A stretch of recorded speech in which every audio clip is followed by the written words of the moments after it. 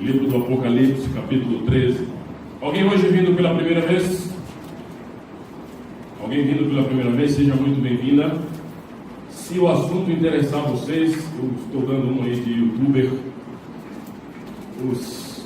As palestras desta série estão sendo gravadas e postadas no canal da minha esposa no YouTube, o canal Michele de Paula. Então procure lá um canal chamado Michele de Paula. Existem alguns outros canais chamados Michele de Paula. Estamos à procura de um nome mais adequado para esse canal. Mas todas as séries que nós apresentamos aqui estão lá no canal. Caso você se interesse pelo assunto, vá lá, assista e faça o que todo youtuber manda fazer. Curta, compartilhe, se inscreva e dê like lá pra gente. E se não gostar, dê dislike também. Está no perfil do Facebook da igreja. Tá? E também a página da igreja no Facebook tem publicado os vídeos, as palestras aí. Você tem duas fontes aí para assistir as palestras desta série. Por que fazer um tema desta natureza? Não vou fugir à regra desta nossa série de estudos. Nós sempre começamos nossa série, nossas reflexões a partir do nosso cenário atual. Você concordaria comigo se eu dissesse que o mundo está globalizado?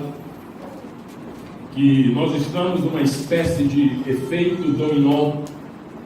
Algo que acontece politicamente no Brasil tem efeito na Argentina, no Chile, no continente sul-americano.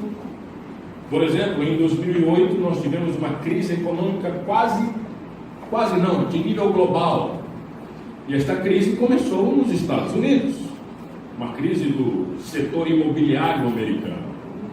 Nós estamos no mundo globalizado, onde um evento pode suscitar uma série de outros eventos que abrangem o globo.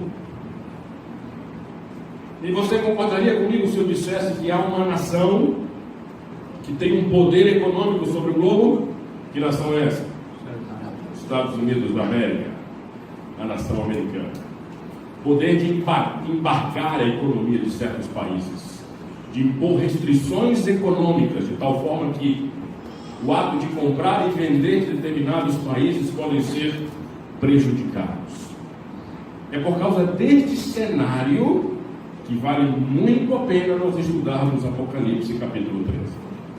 Pois Apocalipse capítulo 13 tem tudo a ver com isso que você está acompanhando hoje, esse cenário global, esse cenário político mundial. Vamos para Apocalipse capítulo 13. Me permitam fazer uma breve reflexão do que nós estudamos no último domingo. No último domingo nós vimos no capítulo 12 de Apocalipse que há um grande conflito entre o bem e o mal, entre Cristo e Satanás. Onde começa esse conflito? No céu. E o final do capítulo 12 mostra esse conflito não mais no céu, mas agora na terra. E esse conflito na terra é entre o dragão e uma mulher, o povo de Deus. Veja o verso 17 do capítulo 12, por exemplo. Irou-se o dragão contra a mulher e foi pelejar com os restantes da sua descendência. Quem são esses? Os que guardam os mandamentos de Deus e têm o testemunho de Jesus. E pôs-se em pé sobre a areia do mar. Assim termina o capítulo 12, com o dragão tentando perseguir quem? A mulher, a descendência da mulher. O que é o capítulo 13 em conexão com o capítulo 12? O capítulo 13 fala de duas bestas. Uma que emerge do mar e outra que emerge da terra. O que são essas bestas? São governos, são poderes político-governamentais. Eu acho que eu falei disso para vocês no domingo passado. O capítulo 13, em conexão com o capítulo 12, representa as investidas do dragão para eliminar a mulher, para eliminar o povo de Deus. O capítulo 12 mostra o dragão perseguindo a mulher. O capítulo 13 representa a estratégia, ou melhor, nos apresenta a estratégia satânica, a estratégia do dragão para acabar com o povo de Deus, para acabar com a mulher. E para isso ele levanta duas bestas. Duas bestas são levantadas para acabar com o povo de Deus. Quem são essas bestas? Eu vou falar disso para vocês nesta noite. Mas antes, não é essa palestra. Essa é do domingo passado. É a palestra A Política no Tempo do Fim, número 8, por gentileza. Abra sua Bíblia aí, já está aberta. Apocalipse, capítulo 13, verso 1. Vi emergir do mar uma besta, que tinha 10 chifres e 7 cabeças, e sobre os chifres 10 diademas, e sobre as cabeças nomes de blasfêmia. Verso 2. A besta que vi era semelhante ao leopardo, com pés de urso e boca de leão, e deu-lhe o dragão o seu poder, o seu trono e grande autoridade. Essa é a descrição da primeira besta. Vejam o verso 11 agora, a segunda besta. Vi ainda outra besta, agora essa emerge da terra. Possuía 2 chifres, enquanto a primeira possuía 10 chifres, a segunda possui apenas 2. Vejam que característica tem essa besta. Ela parece cordeiro, mas fala como dragão. E exerce toda a autoridade da primeira besta na sua presença. E percebam como ela tem um poder global. Faz com que a terra e seus habitantes adorem a primeira besta, cuja ferida mortal fora curada. Quem são essas duas bestas? Para nós entendermos quem são essas duas bestas, nós vamos primeiro precisar entender o que a Bíblia chama de tempo do fim. O que é o tempo do fim? O nome já sugere um significado. Pode dar mais um clique? Vamos identificar os tempos e o tempo do fim e que governos são esses que Apocalipse 13 fala. O que é o tempo do fim? Mais um clique. É um período de tempo da história, um recorte na linha do tempo da história, em que as profecias apocalípticas da Bíblia, Daniel e Apocalipse, que ainda estão para se cumprir, principalmente as de Daniel e Apocalipse, encontram seu cumprimento em eventos globais e incondicionais. As profecias de Daniel, que ainda faltam se cumprir, e as profecias de Apocalipse, que ainda faltam se cumprir, elas terão uma abrangência global e são incondicionais. Elas vão acontecer. É também um período de tempo que encontra seu clímax com o advento de Cristo nas nuvens para salvar os redimidos, a fim de inaugurar uma nova era, o que a Bíblia chama de milênio, tanto na terra quanto no céu. Então veja, o que é o tempo do fim? De forma simples e objetiva, é o último período da história humana neste planeta. É o tempo final da história humana neste planeta. Isso é tempo do fim.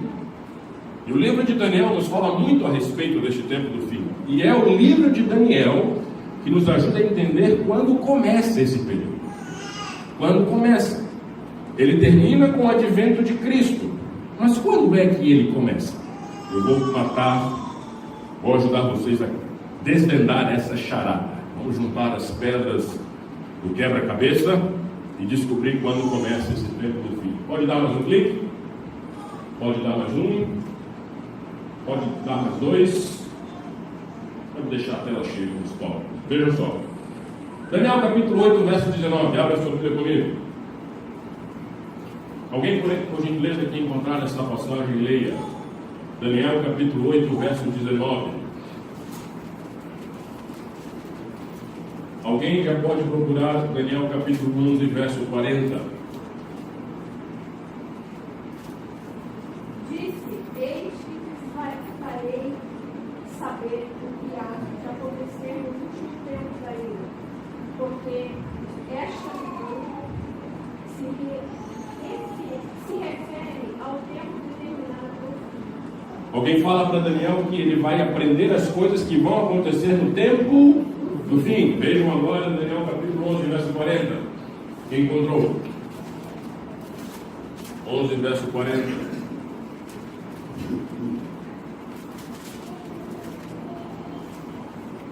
Pode ler. No tempo do fim, o rei do sul trará com ele irá contra ele com carros, cavaleiros e com muitos navios, e entrará nas suas terras e as inundará e passará. Daniel fala que no tempo do fim há uma batalha entre o rei do norte e o rei do sul. Vejam como Daniel bota o tempo do fim como um evento em que as coisas finais acontecem. Mas quando é que começa esse tempo do fim? Para nós entendermos isso, a gente precisa ler o capítulo 12, verso 4. Ali nós começamos a colocar as devidas pedras do quebra-cabeça em seu lugar. Daniel capítulo 12, verso de número 4. Quem encontrar, por gentileza, leia. Tu, porém, Daniel, encerra as palavras e será o livro, até o tempo do fim. Muitos os caminharão e o saber se multiplicará. Veja, esse texto está dizendo assim: Daniel, fecha o livro. Qual livro? O próprio livro de Daniel. Daniel teve uma visão, ele não entendeu o que significava a visão. O anjo aparece e diz: Daniel, não precisa você entender agora, porque essa profecia não é para a tua época, é para o tempo do fim. Quando o tempo do fim começar, as pessoas vão então esquadrinhar o livro. As pessoas vão começar a entender aquilo que você agora não entendeu. Então a primeira chave para nós entendermos quando começa o tempo do fim é descobrir algum período da história em que o livro de Daniel começa a ser, as profecias de Daniel, que não haviam sido compreendidas até então, começam a ser desvendadas. Mas nós ainda não temos uma afirmação precisa de quando começa. Nós temos apenas uma vaga impressão de quando possa começar. Vamos ler mais algumas passagens. Leia agora o capítulo 7, verso 25. Capítulo 7, verso 25.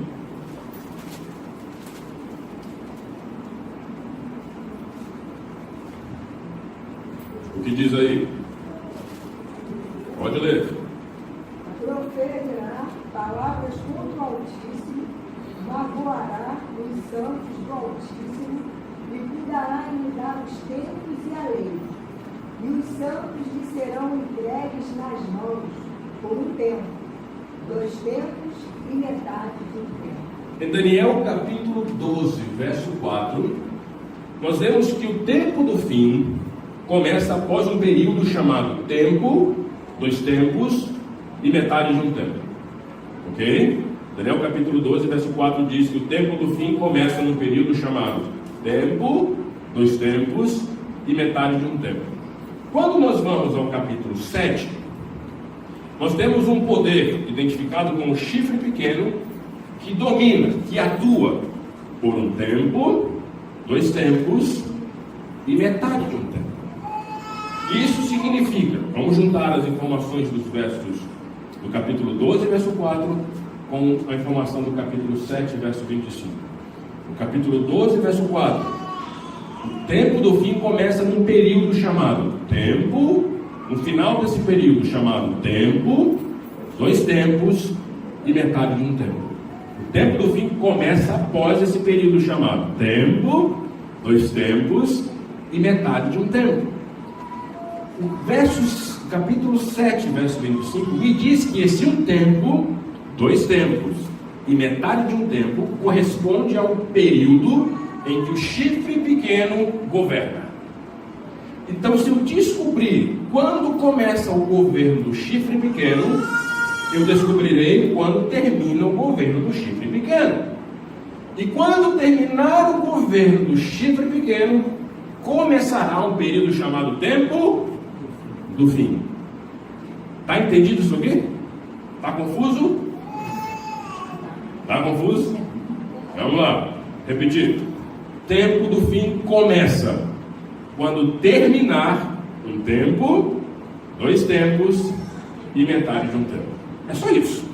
O tempo do fim começa quando terminar um período chamado um tempo, 2 tempos e metade de um tempo. Quando começa esse período chamado um tempo, 2 tempos e metade de um tempo? Começa quando começa a governar um poder chamado chifre pequeno. Vamos lá para Daniel capítulo 11, verso 13 agora. Daniel capítulo 11, verso 13. Daniel capítulo 11, versos de número 13. Quem encontrar, por gentileza, leia.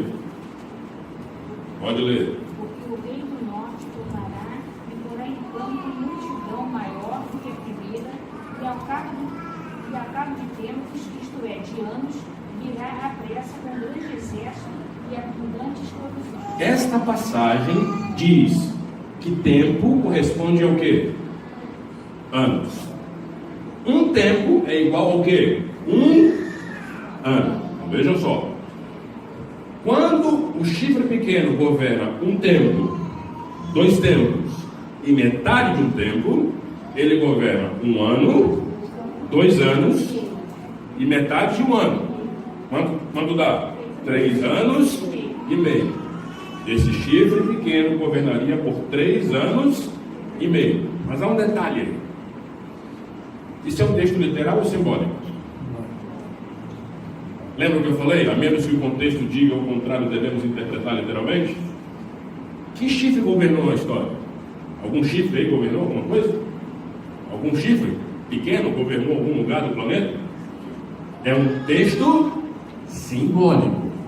Se o texto é simbólico, o tempo também será o quê? Simbólico. Compreenderam o raciocínio? Se o contexto fala de símbolos, então o tempo que aparece nesse contexto também será um tempo simbólico. Serão 3 anos e meio simbólicos. Não vou entrar nos detalhes. Em 3 anos e meio, existem 1.260 dias. Existem 1.260 dias em 3 anos e meio. Leia comigo Apocalipse capítulo 12, verso 6. Apocalipse capítulo 12, verso 6. Eu disse que 3 anos e meio corresponde a 1.260 dias. Olha o que diz Apocalipse capítulo 12, verso 6. A mulher é o povo de Deus. Ela foge para o deserto. O dragão saiu do céu, quer perseguir a mulher. E ele vai perseguir a mulher por um tempo. Quanto tempo o dragão estará perseguindo a mulher? 1.260 dias. Exatamente o mesmo tempo do chifre pequeno em Daniel.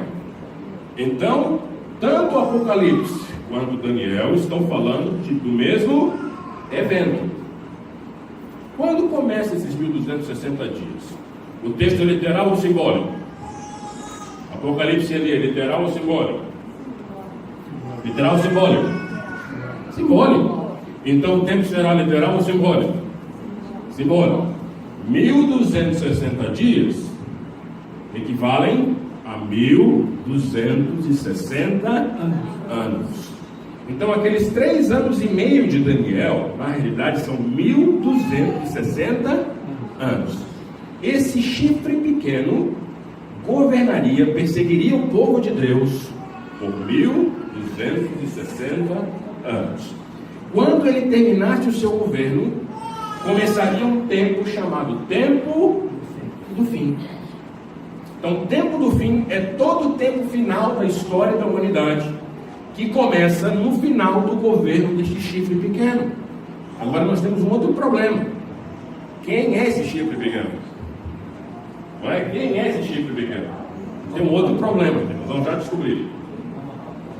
Então vejam só, o período de tempo chamado um tempo, 2 tempos e metade de um tempo corresponde a 1.260 dias ou 1.260 anos proféticos. Vejam só, eu quero fazer um esclarecimento aqui, principalmente agora para os adventistas. Nós adventistas herdamos muito de nossa interpretação de Apocalipse dos reformadores protestantes. Lutero, Calvino, Zwinglio. A nossa interpretação de Apocalipse capítulo 13 nós herdamos dos protestantes. Nós não inventamos isso aqui. Apocalipse 13 fala de 2 bestas. Uma que emerge do mar e outra que emerge da terra. Os protestantes lá na Idade Média disseram que a primeira besta chama-se o quê? Não, é isso que eu quero corrigir. a gente é induzido a pensar que a besta é uma pessoa. Não. A besta não é nenhuma pessoa. A besta é um poder político que pode ser exercido por uma pessoa ou por um sistema. Quando nós falamos que a primeira besta é um poder político, é o poder político exercido no Papa, não o Papa. E não foi o adventista que inventou isso aqui. Foram quem? Os protestantes.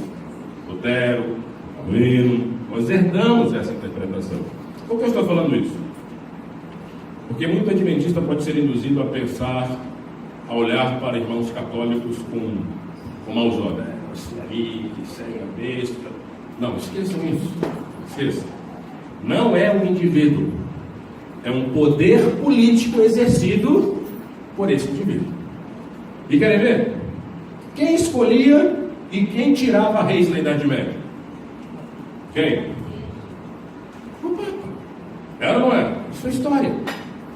Nós não estamos falando contra um indivíduo e nem contra uma igreja, embora nós tenhamos divergências teológicas com essa igreja. Mas nós estamos falando que o poder político exercido por esse sistema religioso, ele é representado em Apocalipse como a primeira besta. Vocês estão entendendo isso aqui? Está claro? Então vamos avançar. Então, quando nós falamos em chifre pequeno, nós estamos falando do domínio político exercido na história por quem? Pelos governantes religiosos, pelos papas. No ano 538,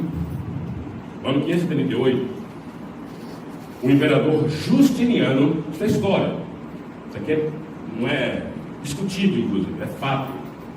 No ano 538, o imperador Justiniano disse assim: o bispo de Roma será o líder de todas as igrejas cristãs. Ele divulgou um documento chamado Edito de Justiniano, no ano 538. Está lá, registrado na história. O que disse Daniel? Que esse poder dominaria por 1260 anos. Acrescenta 1260 anos a partir do ano 538. Você vai chegar no ano 1798. E o que aconteceu no ano 1798? Quem sabe aí?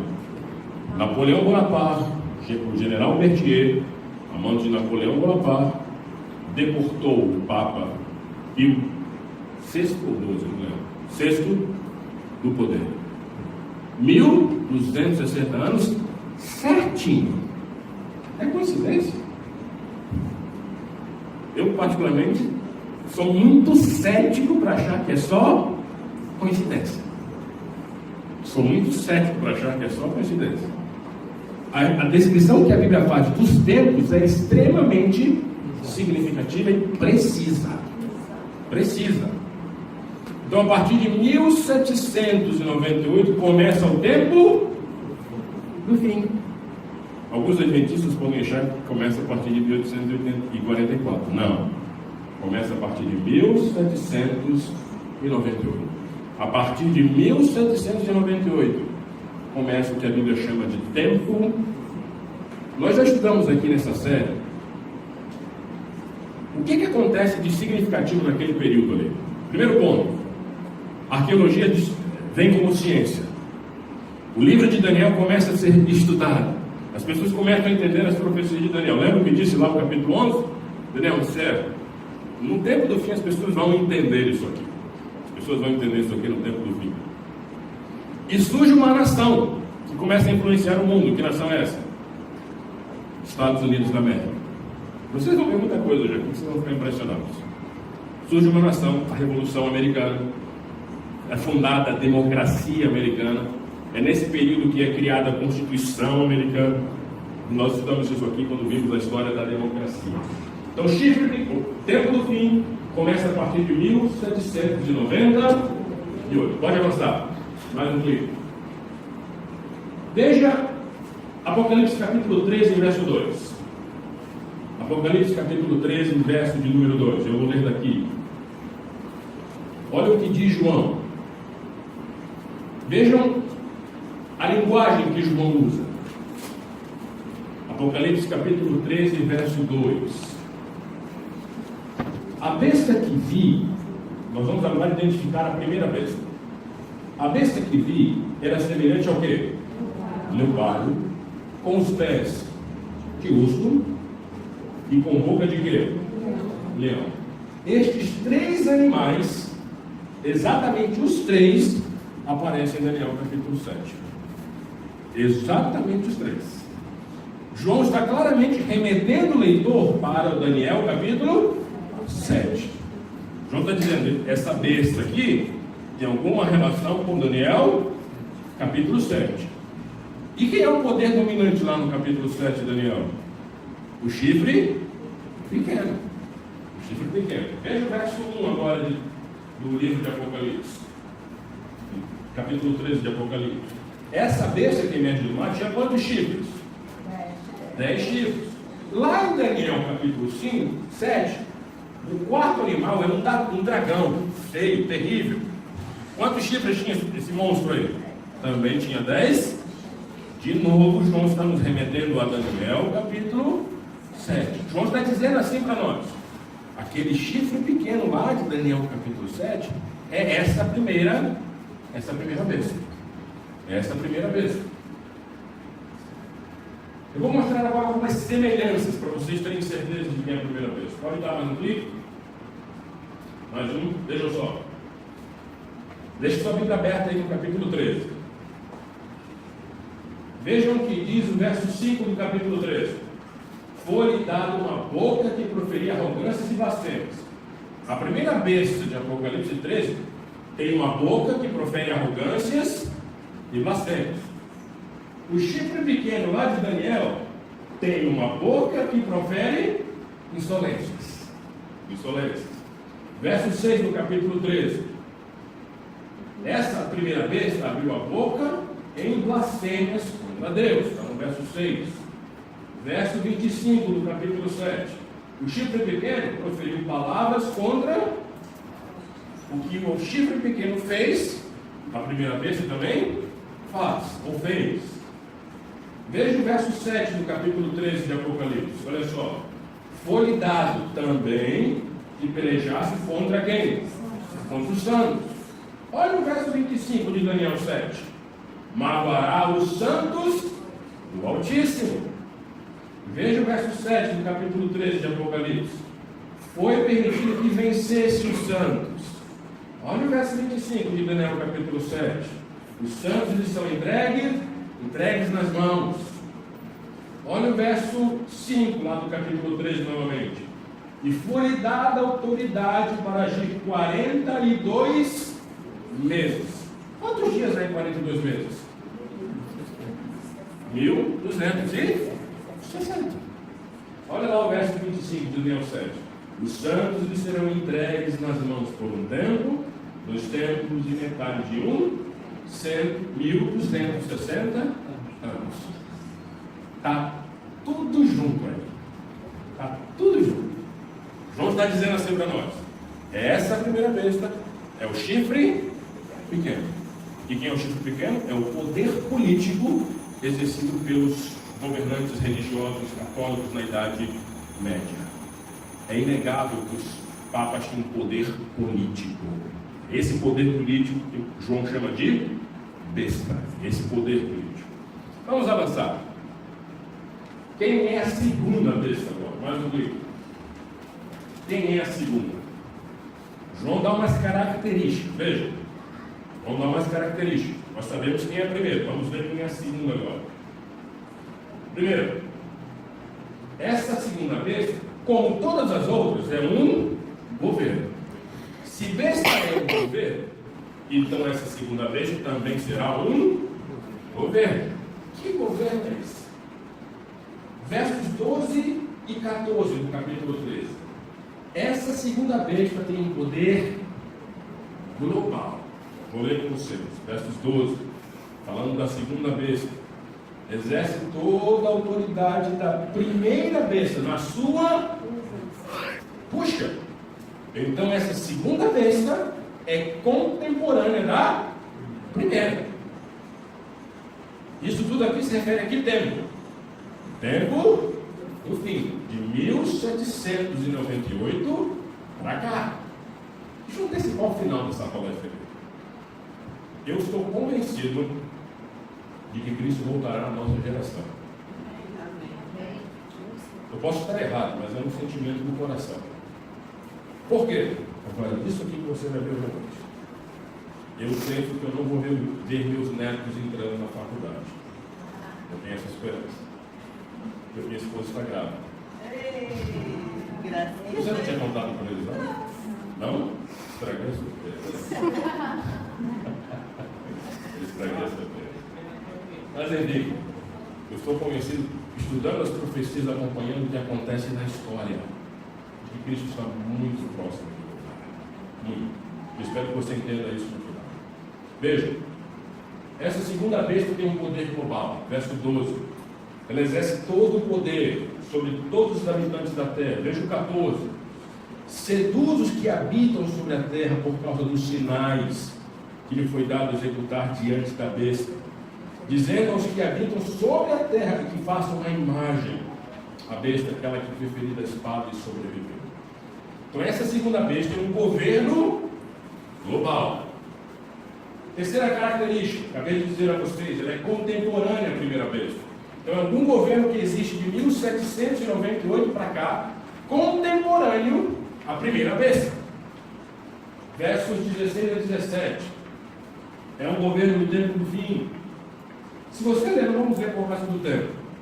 No capítulo 16, verso 2, fala da primeira praga. A primeira praga recai sobre aqueles que receberam a marca da besta. Se as pragas são eventos no futuro, então supõe-se que essa segunda besta, que cria uma marca, de tal forma que aqueles que receberão uma praga, então essa besta deve ser um governo de hoje. Deve ser algum governo do nosso tempo, da nossa época, contemporânea nossa. E essa besta é um governo aparentemente cristão. Por quê? Se você ler o verso 11, ela parece o quê? Cordeiro. Mas fala como? Dragão. Por que cristão? Aparentemente cristão. Porque cordeiro é no Apocalipse um símbolo de Cristo. É um símbolo de Cristo no Apocalipse. Então, se essa besta parece um cordeiro, essa besta parece ser cristã, mas não é. Olha quantas características. Pergunta para vocês, quem é essa segunda besta? Que nação, que governo tem essas características? Nos Estados Unidos, você deu a dica no início. Você falou, você que... Deu chorado, né? Você falou. Nem sei quando é chorado para vocês. Mas enfim, até hoje não inventaram uma alternativa melhor. Estados Unidos da América. Lembra que eu falei no início? Que nação tem poder global? Por que os Estados Unidos gostam de invadir outros países? Vocês vão ver daqui a pouquinho. Vão ver daqui a pouquinho. Quem é a primeira besta? Poder político exercido pelos governantes cristãos, papais, desde a Idade Média para cá. Quem é a segunda? Nação americana. Então, veja só o que eu vou falar agora. A interpretação da primeira besta, nós adventistas, não inventamos. Isso é menção protestante. Nós só herdamos. Como protestantes, nós herdamos essa interpretação. Agora, a segunda besta, isso é adventista. Isso aí é só nós que falamos. Mas ninguém. Só a igreja adventista, no sétimo dia, diz que a segunda besta de Apocalipse 13 é a nação americana, Estados Unidos da América. E só nós dizemos que haverá uma união entre catolicismo e Estados Unidos, que formará uma imagem mundial da besta. Só nós dizemos isso, mas ninguém. Isso é bom ou ruim? Isso é ótimo. Por que ótimo? Os novos adventistas são competentes. Quem acha que é ruim? Eu vou dar agora a minha opinião. Eu acho que é ótimo. Por quê? Veja, Se todo mundo falasse a mesma coisa, todo mundo fala a mesma coisa. Quando estas profecias se cumprirem, qual seria a singularidade da nossa mensagem? Nenhuma. Tá. Grande coisa, todo mundo já fala isso há um tempão. Grande coisa, vocês digam, irmão. Mas o demais é Satanás e a segunda besta. A segunda besta é a nação americana, Estados Unidos da América. Mas outros que não são adventistas é Satanás e a segunda besta. Não, mas eu não entendi a sua pergunta. Como os que não são adventistas interpretam essa segunda besta? É uma longa história. Porque, veja, porque existem pressupostos com os quais alguns interpretam as profecias. Existem pessoas que acham que todas essas profecias não estão no futuro, estão lá no final.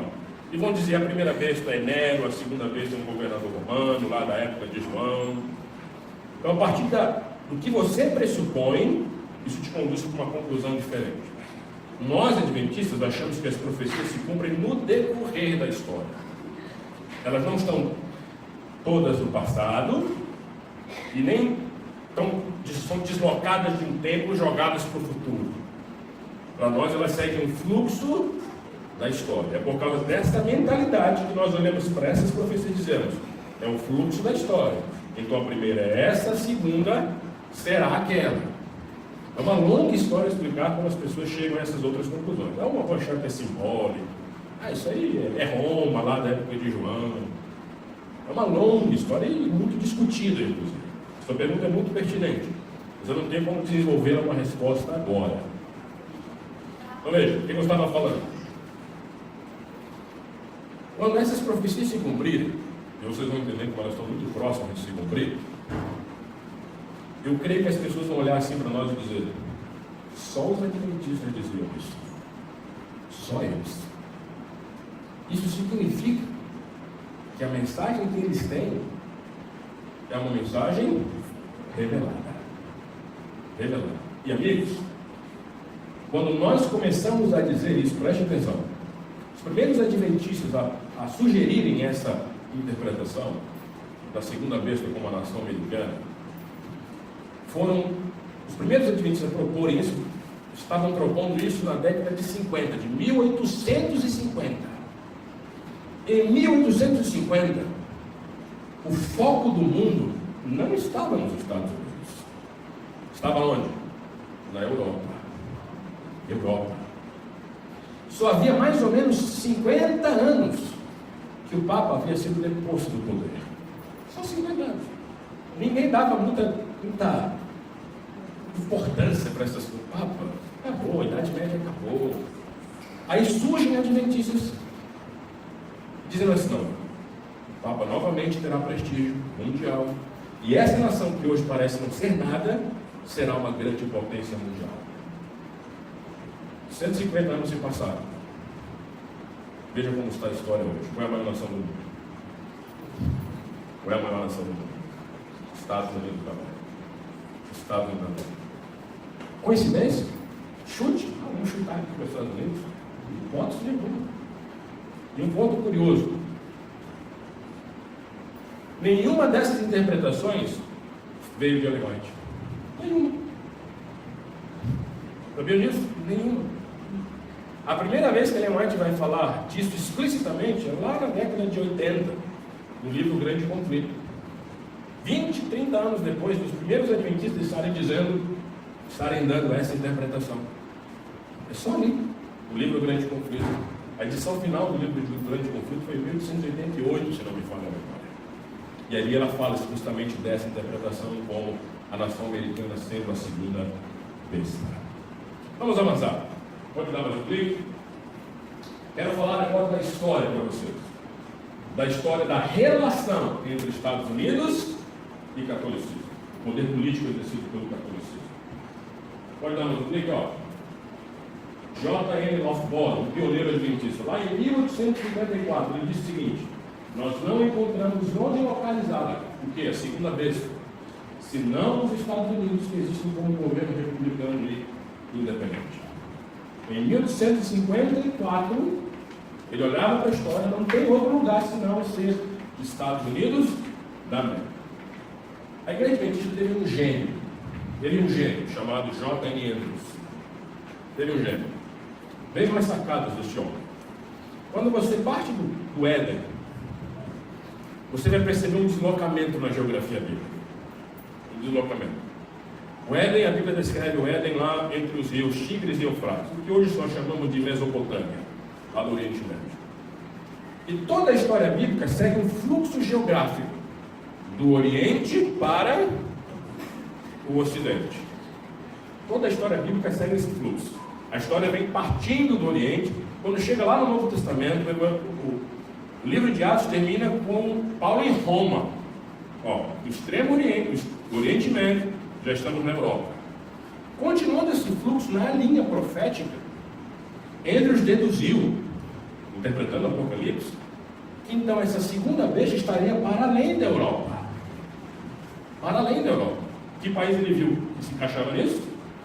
Estados Unidos da América, seguindo esse fluxo da geografia bíblica, profeticamente falando. Uma vez perguntado para Andrews se ele conhecia a Bíblia de cor, ele disse: acho que toda a Bíblia não, mas se a Bíblia se perdesse, eu seria capaz de reproduzir todo o Novo Testamento para vocês. Decorou todo o Novo Testamento. Era um gênio. Era um gênio. Nós temos a Bíblia Andrews aí em homenagem, o título em homenagem a ele. Então veja, mais um clique. A imagem da besta deve ser feita nos Estados Unidos, onde o protestantismo é a religião prevalecente. Imagem significa semelhança. Portanto, protestantismo e republicanismo se uniram. Quem disse isso foi um primeiro chamado Merritt Cornell. Escreveu um artigo chamado They Will Make an Image to the Beast. E eles falaram uma imagem à besta, que foi publicado na revista Review of Heaven em 1854. Ellen White nem falava disso até aqui. Nem tocava. Isso como vai para a internet, eu quero que as pessoas saibam. Nenhuma doutrina adventista se baseia em profecia de Ellen White. Nenhuma. Se alguém fala isso, está equivocado. Vamos avançar. Aleluia. Existe uma coisa na mentalidade americana. Vocês viram há pouco tempo, ano passado, no início desse ano, não recordo, muita gente estava temendo que pudesse haver uma guerra nuclear entre Estados Unidos e Coreia do Norte. Este ano. Este ano. O que Estados Unidos tem a ver com coisas que acontecem lá no outro lado do mundo? O quê? É porque existe um imaginário na história americana. O americano se auto-enxerga como o povo eleito de Deus. Como o povo eleito de Deus. Para quê? Para salvar o mundo. E assim que o americano se enxerga. Por que eles se enxergam assim? Você tem que estudar a história dos Estados Unidos.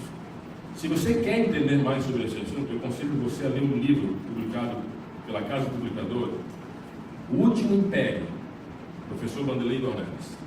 Ele vai explicar como se desenvolveu essa mentalidade americana. Foi a tese doutoral dele que virou livro. Veja só o que está escrito lá em Deuteronômio, capítulo 11, versos 22 a 25. Eu vou ler. Deus fazendo uma aliança com Israel. Porque se diligentemente guardares todos estes mandamentos que vos tenho ordenado para os guardares, amando ao Senhor vosso Deus, andando em todos os seus caminhos, e a Ele os achegares, também o Senhor diante de vós fará o que o Senhor? Lançará fora todas estas outras nações, e possuireis nações maiores e mais poderosas do que vós. Todo lugar que vocês pisarem a planta do vosso pé, esse lugar será de vocês. Desde o deserto até o Líbano, desde o rio Eufrates até o mar ocidental, o mar Mediterrâneo, será o vosso termo. Ninguém resistirá diante de vós. O Senhor vosso Deus porá sobre toda a terra que pisares o vosso terror e o temor de vós, como já vos tenho dito. Deus fez uma promessa para Israel. Se vocês me obedecerem e forem fiéis a mim, vocês serão uma nação próspera. Vocês conquistarão outras nações. Os inimigos terão medo de vocês. Vocês serão abençoados. Essas promessas foram feitas para Israel. Se o americano acha que hoje ele é um novo Israel, hoje o povo eleito de Deus, ele acha que deve fazer a mesma coisa. É exatamente isso que faz a nação americana. Pode dar mais um clique? Mais um. Então veja, à luz desse texto, o povo de Israel era moral e espiritualmente superior a todos os povos do mundo. Todas as nações seriam abençoadas somente por meio de Israel. Todos que estivessem contra Israel estariam inevitavelmente contra o próprio Deus. Israel era a nação que tinha o direito conferido por Deus a posse da terra prometida. Israel tinha a missão de trabalhar pela transformação e melhoramento das outras nações. Não é o que os Estados Unidos fazem hoje? É ou não é? Pastor, perdão, Diga. mas só para mim entender, isso é porque tem muita influência de moradores de judeus, é isso? Porque Nova York está cheio de judeus. É por isso? É o contrário. É o contrário? Os americanos recebem os judeus porque eles se auto-enxergam como um novo Israel. Entendi. Mas isso é Entendeu? poder de Deus? Isso é uma interpretação americana das profecias. Entendi. Nós não concordamos com ela. Não concordamos. Não. Mas veja o que diz Apocalipse 3. Quem é a segunda vez? Essa visão americana de si mesmo condiz, cai como uma luva no que fala Apocalipse 13. Cai como uma luva. Cai como uma luva, se encaixa perfeitamente. Por que os Estados Unidos invadiu o Vietnã? Invadiu o Iraque? Há uma mentalidade de que os problemas do mundo são resolvidos Por eles. por nós, porque nós somos a nação eleita. Por exemplo, agora 4 ou 5 de novembro eles vão ter eleição. E o maior drama deles. Eleições para o legislativo. Então, eles estão num drama político se vai ser demócratas ou se vai ser republicano. São eleições para o legislativo, não é para presidente, não é para... Sim, mas é uma mudança, né? Sim, todas as eleições provocam apreensões. Mas o povo está agitado. Porque é eleição, Ah, entendi. como nós estamos. Tá. Pode dar mais um clique? Um discurso de George Washington, o primeiro presidente americano. Os Estados Unidos são a nova Jerusalém. Primeiro presidente americano, George Washington. Os Estados Unidos são a nova... Não tenho tempo para falar disso aqui para vocês. É nos Estados Unidos que surge a ideia de arrebatamento. Arrebatamento secreto. Nos Estados Unidos, nos centros americanos. Essa ideia é alimentada por uma teologia chamada dispensacionalismo, que basicamente fala o seguinte: aquelas profecias que não se cumpriram com Israel, se cumprirão conosco. Deus não fez profecias de glória para Israel? E cadê a glória de Israel? Porque essa glória agora não é mais para Israel, agora é para nós, os americanos. Vejam só, olha o que disse George Washington: os Estados Unidos são a nova Jerusalém. E ele continua: destinados pela providência. Sabe quem foram os principais colonizadores dos Estados Unidos? Calvinistas. O que fala a teologia calvinista? Deus elege, Deus escolhe. Os pais peregrinos americanos reconheceram: Deus escolheu, Deus elegeu esta nação. Olha aqui o discurso de George Washington. Para ser um lugar em que o homem alcança seu pleno desenvolvimento, de onde a ciência, a liberdade, a felicidade e a glória devem propagar-se. Propagar-se para onde? Para o mundo? Pergunta para se fazer de forma passiva. Estaria a fonte de um jornalista espanhol que registrou esse discurso. Pode dar mais um link? Nos Estados Unidos existe uma coisa chamada religião civil. Vou explicar uma coisa aqui para vocês. Vou tentar terminar em 15 minutos. Um desafio, vamos lá. Os Estados Unidos é um estado laico ou não? Nós já estudamos o que é estado laico. É um estado laico ou não? Qual é a religião oficial dos Estados Unidos? Qual é a religião do Estado americano? Nenhuma. Embora a nação americana seja cristã, predominantemente protestante. Mas existe uma coisa chamada nos Estados Unidos de religião civil. O que é a religião civil? São conceitos religiosos que existem na mentalidade do povo, e tais conceitos é que conduzem a nação. A Declaração de Independência Americana, se você ler, é religião pura. Que os homens são criados à imagem de Deus e por isso possuem direitos inalienáveis. Os Estados Unidos começa com uma nação de liberdade religiosa, separação entre igreja e Estado. Mas essa história está mudando, vocês vão ver como. Pode dar mais um clique? Deixa eu falar um pouquinho de como agora o catolicismo se enxerga, para vocês entenderem a relação das duas coisas. Isso aqui está no Catecismo da Igreja Católica, tá bom? A igreja peregrina na terra é necessária à salvação. Os católicos falam do sacramento. É um sacramento. É uma atitude pela qual você recebe a graça de Deus. Então, se você crê em sacramento, logo a igreja é necessária para você receber o quê? Graça, para ser salvo. Na visão católica, você não se salva se não estiver na igreja. Nossa visão é diferente. Você pode ser salvo, inclusive, fora da igreja. Na visão católica, não. Não pode se salvar aqueles que, sabendo que Deus, por intermédio de Jesus Cristo, fundou a igreja católica. Na visão católica, Cristo fundou o catolicismo. O catolicismo.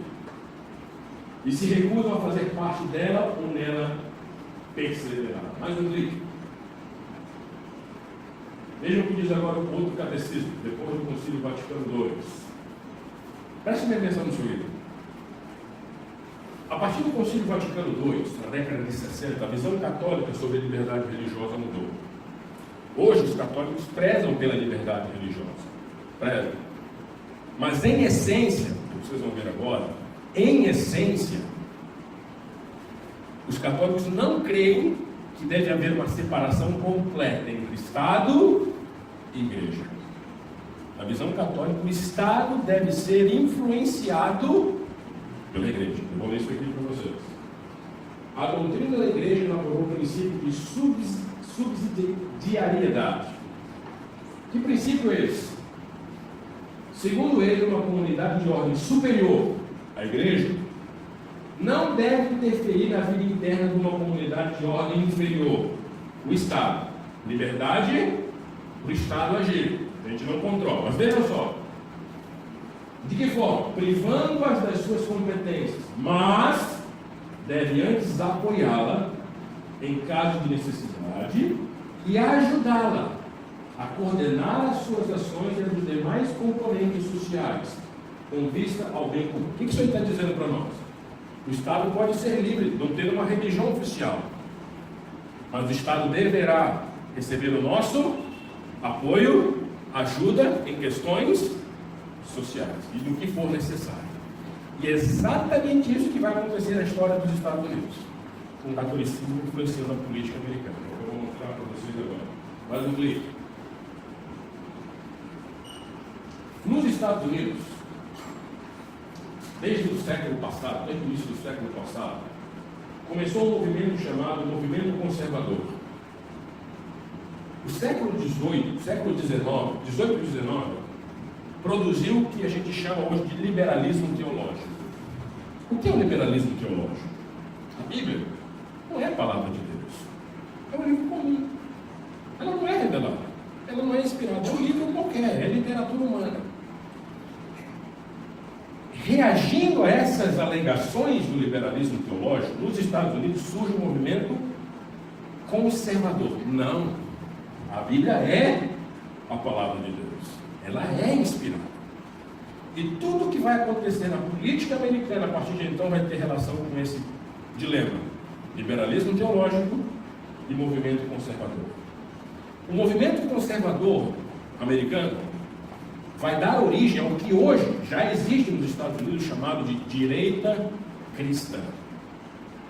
Direita cristã. Quando esse palco aqui, professores? Quem elegeu Donald Trump? A direita cristã americana. Foram os religiosos americanos que escolheram Donald Trump como presidente. O mundo secular americano queria Hillary Clinton. Os religiosos queriam Donald Trump. E Donald Trump está governando para quem? Para esses cristãos da direita, esses conservadores da direita cristã americana. Como eles chegaram ao poder? Vou falar aqui para vocês rapidinho, mais um clique.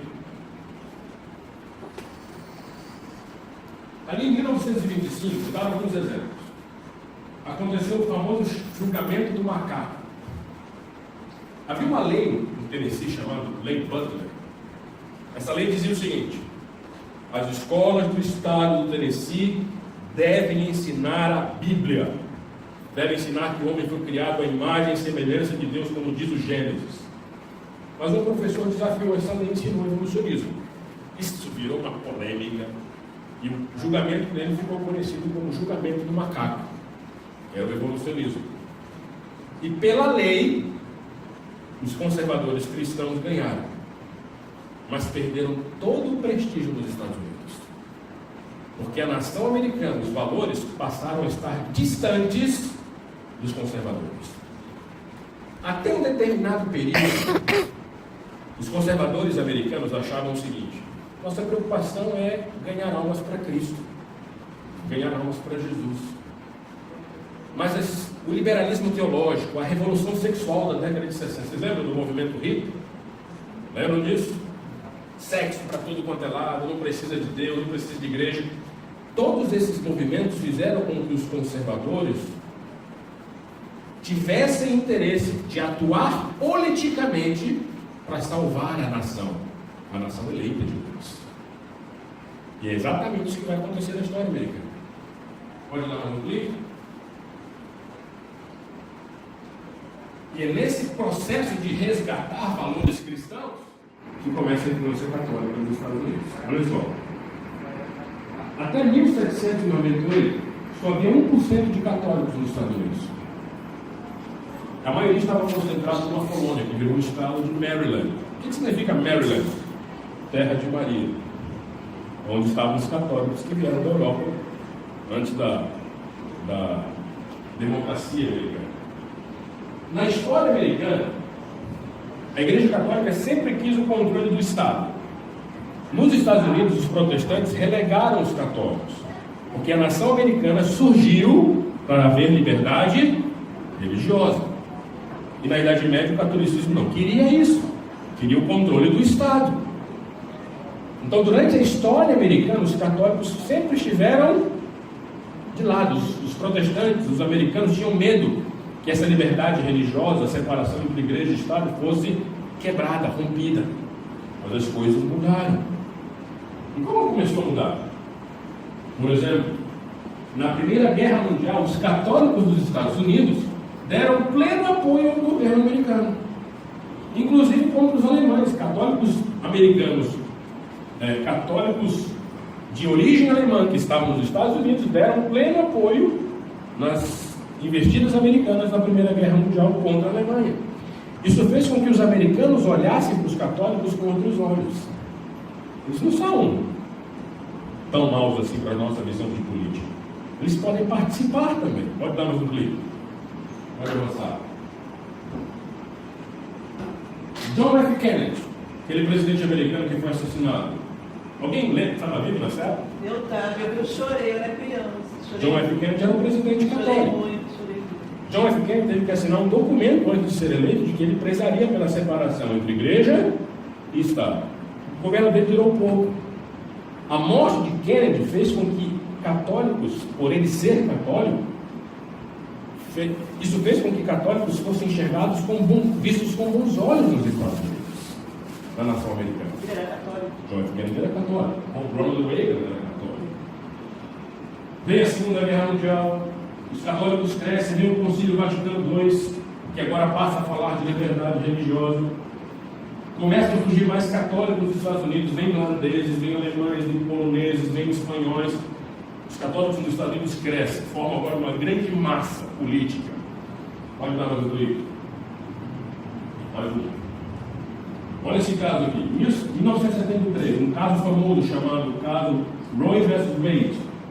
A Suprema Corte americana disse que a mulher pode ter direito ao aborto. Isso provocou uma reação católica ferrenha nos Estados Unidos. Os bispos católicos produziram o que alguns chamam até hoje a maior obra católica politicamente na história dos Estados Unidos. A história americana me mostra que há uma grande influência americana sobre a política, uma grande influência católica sobre a política americana. Estou correndo com você, não tenho tempo de explicar todas essas relações. Veja, Ronald Reagan foi o presidente que criou relações diplomáticas entre os Estados Unidos e o Vaticano. O Vaticano, preste atenção, o Vaticano é a sede da Igreja Católica. Mas não é só a sede da Igreja Católica, é a sede do governo católico. O Vaticano é um país. Aliás, é o menor país do mundo. É pedacinho de terra ali em Roma, morado, é o menor país do mundo. O Vaticano tem leis internas, tem um idioma próprio, que é o latim, tem seu banco, tem seu diplomata, tem o seu presidente, Papa Francisco. A Igreja Católica, na figura do Vaticano, não é só uma religião, é também um Estado, um governo. Pode dar mais um clique. O que eu posso falar daqui para vocês? Veja isso aqui, ó. Em 50 e 60, foi promulgada nos Estados Unidos a legislação de direitos civis. Até então havia escola de negros, escola de brancos. Essa lei quebrou esse negócio. Agora pode ter escolas juntos, podem ter negros e brancos. Como os católicos nos Estados Unidos sempre estavam à margem, os católicos criaram logo as suas próprias escolas. Nos Estados Unidos, as escolas particulares não podem receber nenhum dinheiro do governo.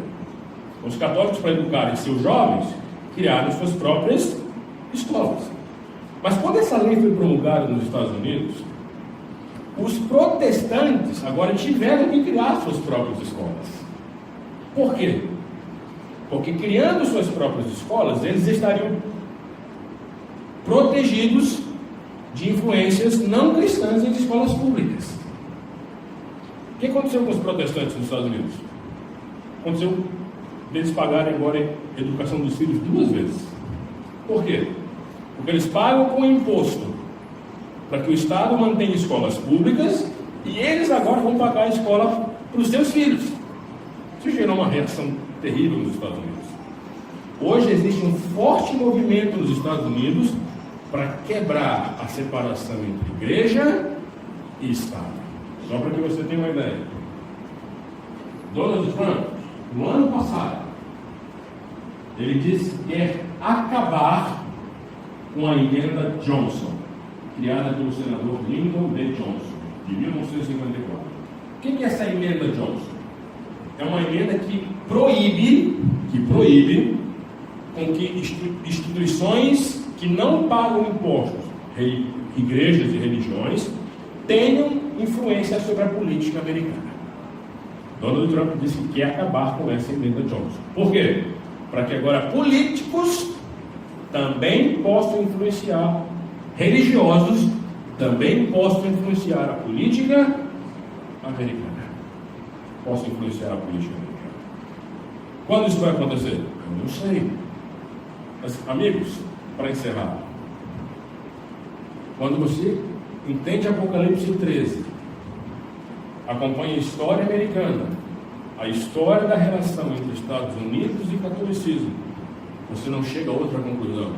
Cristo está próximo de voltar. E veja, vou repetir o que eu disse ainda há pouco. Quando nós falamos destas profecias, isso aqui era inimaginável. Inimaginável. E olha para a história hoje. Como há relações estreitas. Pode dar mais um clique, Tiago, por favor. João Paulo II foi de extrema importância para a admiração do catolicismo do mundo. João Paulo II reafirmou laços com o protestantismo, com o islamismo, com o judaísmo, com a ciência. Foi João Paulo II quem, ao visitar a Polônia, fortaleceu os movimentos anticomunistas. Foi o primeiro papa a pisar num país comunista na história. E o que aconteceu na Polônia, a oposição comunista se espalhou por toda a Europa, e o comunismo perdeu força na Europa, por influência de João Paulo II. Pode dar mais um clique. Papa Francisco, por causa da intermediação dele, Estados Unidos e Cuba voltaram a ter relações diplomáticas. Procure as notícias na internet. Papa Francisco, em 2015, o primeiro Papa na história dos Estados Unidos a fazer um discurso no Congresso americano. Mais um clique. A gente poderia falar agora do que vai acontecer. A gente não vai ter tempo para isso. Pode dar mais um clique. No verso 16 e 17 do capítulo 13 fala que essa segunda besta exercerá algum poder econômico, não permitindo que aqueles que não têm imagem nem comprem, nem vendam. Eu poderia falar agora de economia para vocês, como isso funciona, não vou ter tempo. Mas o dólar é a moeda do globo. É a moeda do globo. Se um economista me ouvir falar uma besteira agora, me corrija aí na internet depois. Toda moeda tem uma coisa chamada lastro. Hoje, o valor de uma moeda é determinado pela relação que ela tem com o dólar. O dólar ainda é a moeda do mundo. Se o Brasil quer vender para a China, vai vender em real ou na moeda chinesa? Em dólar. Em dólar. Tem que trocar. Em dólar. É a moeda do globo. O poder econômico do globo está concentrado nos Estados Unidos, porque é a maior economia, onde todo mundo precisa comprar de lá, precisa vender para lá. Tem um controle econômico. Mais um clique. E para encerrar o último tópico, tem havido uma forte tendência no catolicismo para valorizar o domingo como um dia de repouso familiar. Dia de repouso familiar. Não é de hoje que alguns descanso dominical para a preservação da natureza. Curiosamente, tanto família quanto natureza na Bíblia são aspectos do sábado e não do domingo. Nós cremos que logo haverá uma imagem mundial, uma coisa chamada decreto dominical. O que teologicamente une católicos e protestantes? A guarda do domingo. A guarda do domingo. Eu queria falar a hora disso aqui para vocês. O domingo, na visão católica, protestantes são apenas filhos pródigos que saíram de casa, mas logo vão voltar. Aliás, já estão voltando. E o domingo é um destes elos entre católicos e protestantes. Haverá uma imagem da besta. Poder global. Satanás atuando para que o povo de Deus seja destruído. O Apocalipse 14 fala disso aqui. Pode dar mais um clique? Pode voltar. Apocalipse capítulo 12, capítulo 14, verso 12. Nesse contexto de duas bestas atuando em decreto de morte, decreto dominical, poder global, haverá um povo, e Deus dirá para esse povo: aqui está a paciência dos santos, aqui estão firmados os mandamentos de Deus e a fé em Jesus. E o livro do Apocalipse termina com esta mensagem: aquele que testifica estas coisas diz: certamente cedo vem. Amém? Ora vem Senhor Jesus. Eu quero que logo nós encontremos Jesus da glória dos céus. Que Deus nos abençoe, que Deus nos faça estar atentos para essas relações políticas relacionadas a Apocalipse 13. Eu já tive que responder perguntas. O Brasil não tem uma relação direta com Apocalipse 13. Não achem que o presidente eleito no Brasil terá alguma relação direta com Apocalipse 13. Apocalipse 13 fala do que acontece lá na América. Mas no dia que acontecer lá, inevitavelmente acontecerá aqui. Estejam atentos a isso. Que Deus nos abençoe. Alguma pergunta? Algo não ficou claro? Eu tive que correr muito aí com vocês. Vocês são do tempo. Tem uma pergunta? Então vamos nos levantar e orar. Se você tiver qualquer dúvida, vá na minha página.